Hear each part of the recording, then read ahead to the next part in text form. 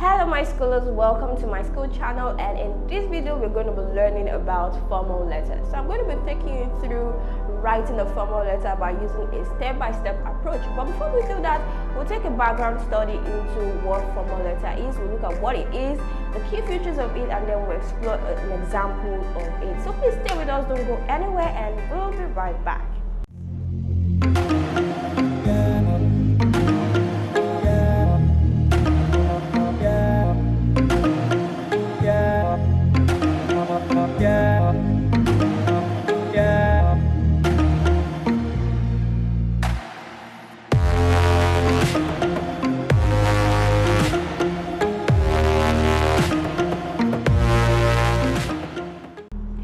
Welcome back to this channel. So do not forget the topic is formal letter, and these are the major objectives we'll be exploring today. What is formal letter, the key features of it, and an example of it. So I'll take you through a step-by-step approach to it as we explore the key features in details. So let's get right into the business for today by taking a look at the first objective, which is what is formal letter. So the meaning of formal letter. Now, this is a kind of letter written to someone we are unfamiliar with.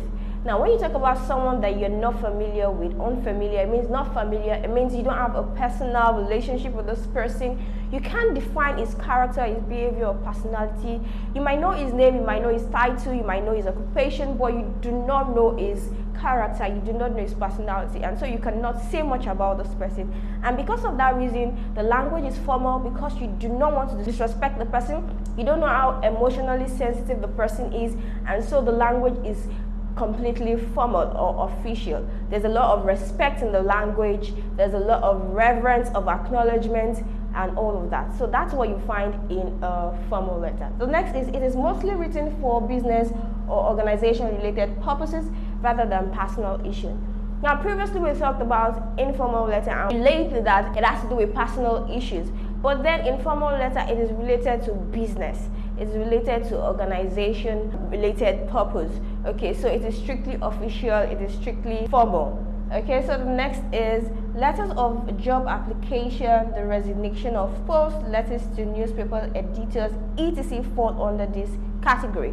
Now, these are examples of formal letters. Okay, you have letters of application, request for something, request for employment, and all of that. So these are examples of formal letter you get to find. They are very official, they are written to chairmen, they're written to the president, to the governor, and all of that. So this is what you need to know about formal letter. They are letters written to people that you are not familiar with. Now let's move to the next objective, which is the key features of it. So I've highlighted the key features. Subsequently, we'll be going over it in details, each of them in details. So this is the key features at a glance. So writer's address and date, receiver's address, opening salutation, letter heading, the body, closing salutation, writer's signature, and name. So the only difference between this and informal letter is the fact that it has a compulsory receiver's address, it has letter heading, and it has writer's signature. So that's the only difference we can find with a formal letter. Now let's explore the first key feature, which is the writer's address and date. But before we do that, let's take a look at titles in formal letter. So how do national examination present formal letter to us? Okay, so let's take a look at it. So we have an example of this. The Parent-Teacher Association of your school has decided to transform the school into a single-sex school. As a senior prefect, write a letter to the chairman giving at least 3 reasons why you disagree with the decision.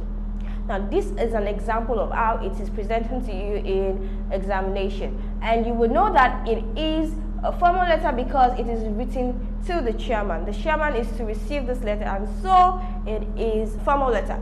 But in case of informal letter, you get uncle, dad, mom, siblings, and all of that.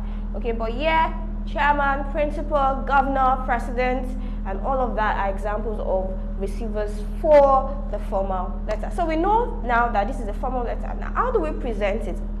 Now, you have to be able to compose a title for it. Students find this very, very challenging, composing a title from the formal letter, because the title forms the letter heading. So in this case, just take a look at the question, what have you been told to do? You've been told to write a letter giving at least 3 reasons why you disagree. So you are disagreeing in this context. When you're writing this letter, you are disagreeing. Now, what is the background? What are you disagreeing about? The Parent-Teacher Association of your school has decided to transform the school into a single-sex school. Now, this tells you automatically that, okay, the school is a mixed school. Boys and girls attend to the school, and so they've decided to change it to a single-sex school. Maybe only boys, maybe only girls, we don't know yet. Okay, but you can be creative about it and decide to choose only boys in your body of the letter. Okay.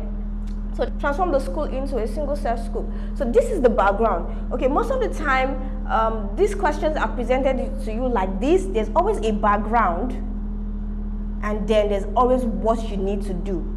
So it's usually 2 sentences, the background, and what you have to do concerning the background. Now that we've established that, we know what we are supposed to do, and we know the background of the question, then we can address it. Now, take a look at the way I've addressed the title, or I've written my title, Displeasure. The reason I've used displeasure is because it's a dissatisfaction. You do not agree with it. Okay? Displeasure with the proposed transformation of, I just picked the name of a school, Silvercrest College. Okay, you could also have your title as the proposed transformation of Silvercrest College only. Okay, so but mind you, you need to make sure that it has a subject, it has a verb, and it has an object. Okay, or it has a subject and a verb. Okay, make sure it's a clause. Okay, make sure it's a clause. It might not have an article at the beginning of it, but make sure that the title is enough it's clear enough for the receiver to understand at a glance what you're trying to say or what the letter is all about. Okay, so let's take a look at another example. Now, there has been a continuous discussion on the evils of unemployment. Write a letter to the Commission for Labour highlighting at least 3 of these evils and ways of addressing them. So what are you doing? You are just going to address the evils of unemployment, and this is very straightforward. So you can see the background and you can see what you've been told to do.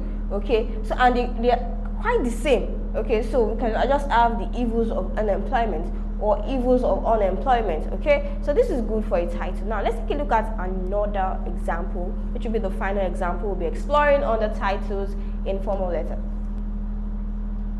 So activities such as debate, drama, and excursion are now rare in schools in your country. Okay, as a senior prefect, write a letter to your principal suggesting the revival of these activities and pointing out what students stand to gain from taking part in it. Okay, so we've looked at the background. The background is about what?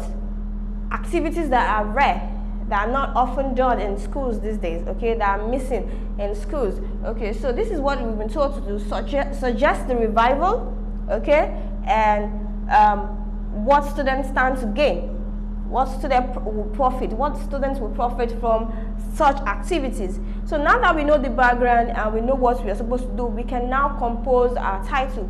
You're requesting for the revival of curricular activities, because all of these are curricular activities. Okay, so you have to look at the background, you have to look at what you've been told to do and create a title for it.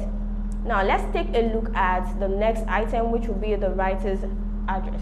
Now we're supposed to address the writer's address and date, but let's take it step by step. Let's start with the writer's address. This is written at the top right hand corner of the paper. So your writer's address, the person writing the letter has to write the address at the top right side of your sheet or your paper. Okay, the address should be written in block form. Now in this informal letter, it's always advisable to choose the block form because it is more organized, it is more presentable. Unlike slant form, it is more presentable. So please ensure you write in block form when you're writing your writer's address. Okay, so the next thing you need to note is the address should be well punctuated. So you need to punctuate well. We'll take a look at an example of it, but let's take a look at other items under the writer's address.